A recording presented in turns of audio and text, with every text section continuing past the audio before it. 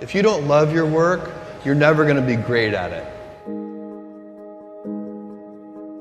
If you can get your work life to be where you enjoy half of it, that is amazing, because very few people ever achieve that. Because the truth is, everything comes with overhead.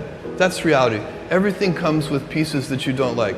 Every job comes with pieces you don't like. And we need to say, that's part of it. You have to figure out how to set up your life in such a way that you can minimize the things. And I find people don't dislike hard work. What people dislike is being out of control. Like, they can't control their life. They can't control their environment. This happens to me when I get overscheduled. I hate being overscheduled. I want some time to be able to think and free myself. We all have the same amount of time in the world. Nobody has more time than anybody else. And when you become a very successful person, one of the things, you start to get overscheduled. If you don't love your work, you're never going to be great at it.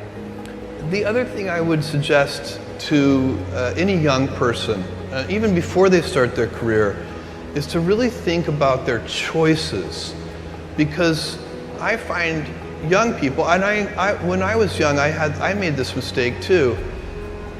You can get very fixed on your gifts. So everybody has gifts. You know, you have gifts and you have things that you didn't get gifted. Maybe you're extremely beautiful. Maybe you're extremely good at mathematics. There are a lot of things that you can be given.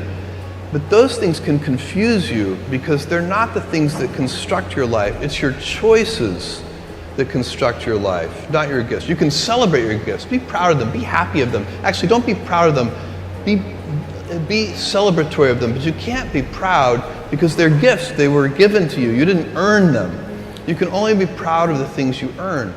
And so, as I got older, I started to realize I wasn't proud of my gifts. I was always good at school. School was always easy for me, and I was always proud that I was a great student. I got A's in all my classes.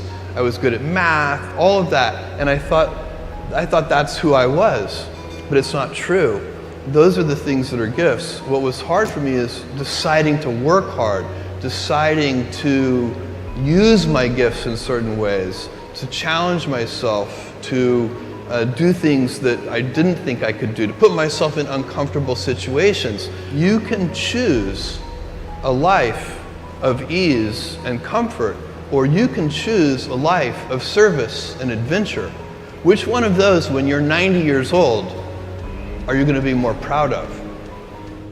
Tomorrow, in a very real sense, your life, the life you author from scratch on your own, begins. How will you use your gifts? What choices will you make? Will inertia be your guide, or will you follow your passions? Will you follow dogma, or will you be original?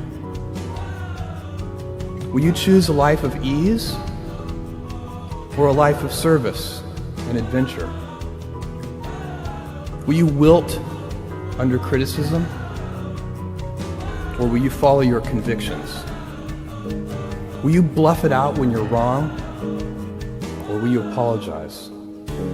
Will you guard your heart against rejection, or will you act when you fall in love? Will you play it safe, or will you be a little bit swashbuckling? When it's tough, will you give up, or will you be relentless? Will you be a cynic, or will you be a builder? Will you be clever at the expense of others, or will you be kind? Tomorrow, and in a quiet moment of reflection, narrating for only yourself the most personal version of your life story, the telling that will be most compact and meaningful will be the series of choices you have made. In the end, we are our choices.